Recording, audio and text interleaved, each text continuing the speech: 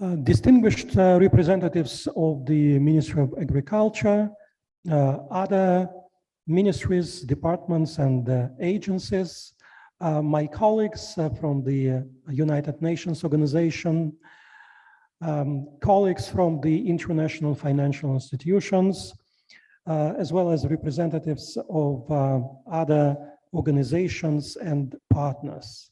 Ladies and gentlemen, it's a pleasure to be again hosted by Kutana this year, focusing on the issue of agro-industrialization. As a United Nations organization, the UN Capital Development Fund, which I represent, is first and foremost concerned about the achievement of Agenda 2030, the Sustainable Development Goals, as well as the goals that are set forth in the third National Development Plan. It is Uganda's progress towards a more prosperous country, towards a country where the growth is inclusive and the population develops higher living standards. That is in the focus of our attention and in the focus of our efforts. And I believe that today's conversation about agro-industrialization should take this perspective. It should not be agro-industrialization for the sake of it, but for the sake of how it influences the developmental prospects of Uganda and how it helps the country to achieve her development objectives.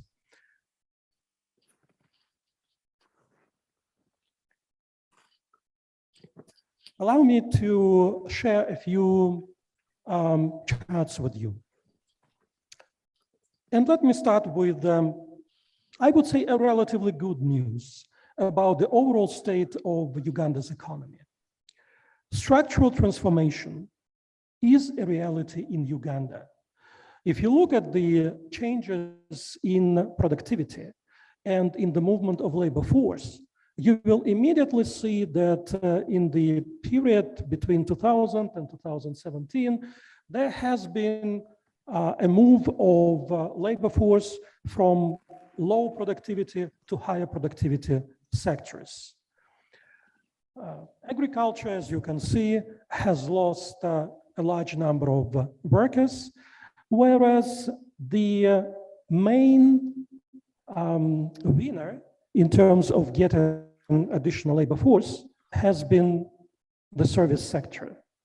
Not manufacturing, not transport, not mineral extraction, but services.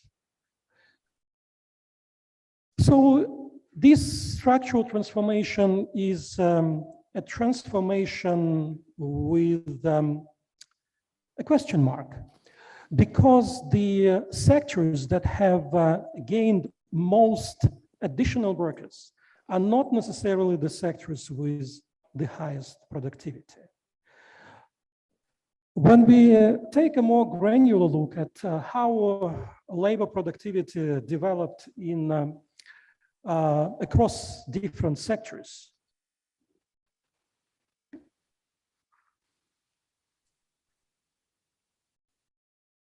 you will see that there has been a moderate growth in the overall productivity over the period of 2002-2017. However, agricultural productivity has been stagnating and even slightly decreasing over this period. Productivity in manufacturing, as you can see, fluctuated quite significantly.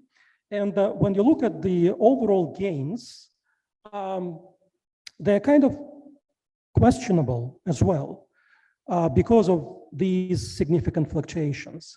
And why we are talking about manufacturing is because agricultural agro-industrialization, and in particular processing, is part of manufacturing. And if manufacturing is not growing enough, that's another sign that the situation in agro-industrialization is not that good. Look now at the NDP3 objectives.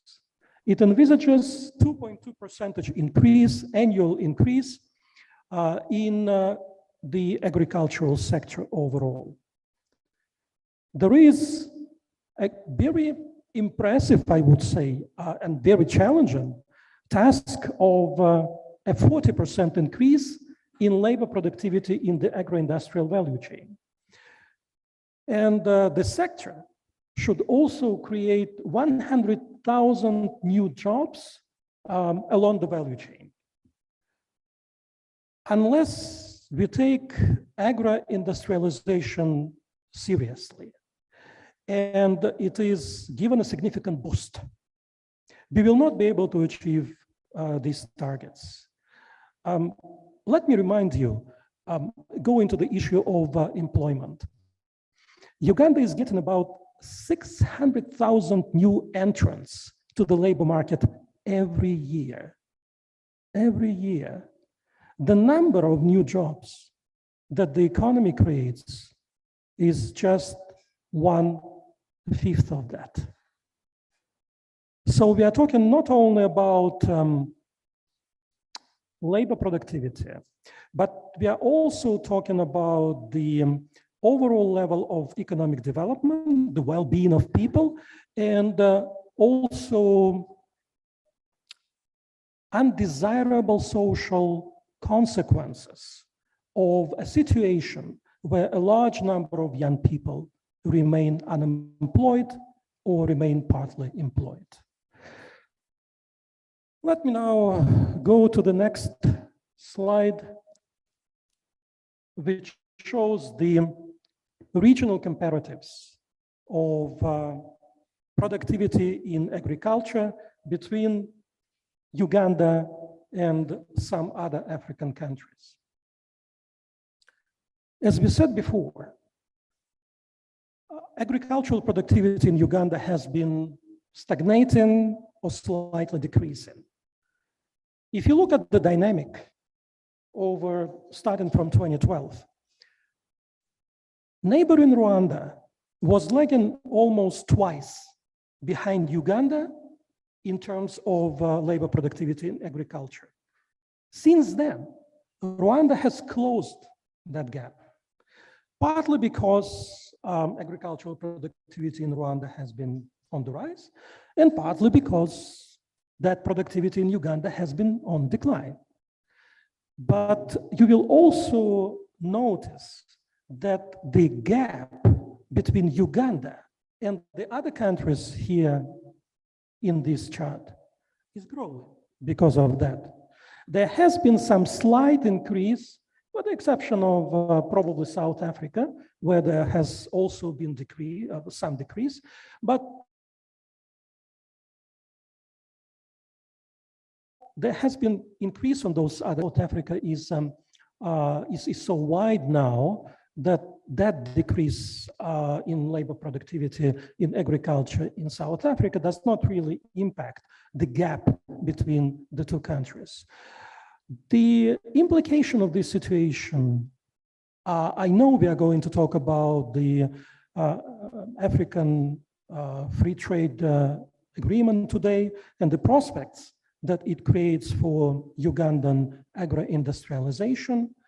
But if this trend, the trend of declining labor productivity persists, it also means a decline in competitiveness of Uganda's agriculture and Uganda's agricultural products.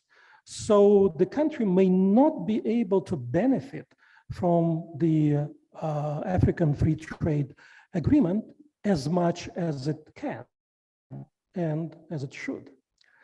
So allow me to conclude here with a few comments. Well, first of all, I suggest that you should not be taken aback and you should not be scared by these statistics. Yes, the situation is challenging, But I hope that our today's discussions will help us to flesh out the ways and approaches to how we can boost and promote agro-industrialization in Uganda. There are many elements of this puzzle. The panel that I participate in after lunch will focus on the financial dimension, but of course, there are many other dimensions. I'm sure that my brother Antonio from FAO will also mention the importance of agricultural techniques and technologies. There are other important issues. And as we move forward and we start our debates and discussions today, we should really give a serious thought to whether the institutional setup that we have at the moment is really conducive to promotion of agro-industrialization.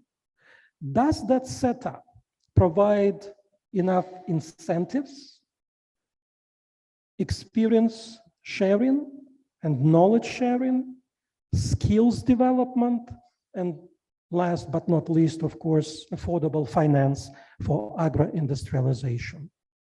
How all these dimensions can be managed better, how they can be honed to make sure that they contribute to progressive agro-industrialization in Uganda is something that I hope will be discussed today. And I look forward to the debates and of course to the conclusions of today's Mkutano, which, as David has mentioned shortly before, we hope to be able to take with our partners in the government, in international financial institutions, in other organizations with interest in agro-industrialization, so that together we can also implement the solutions and recommendations that we are going to develop today. Thank you so much.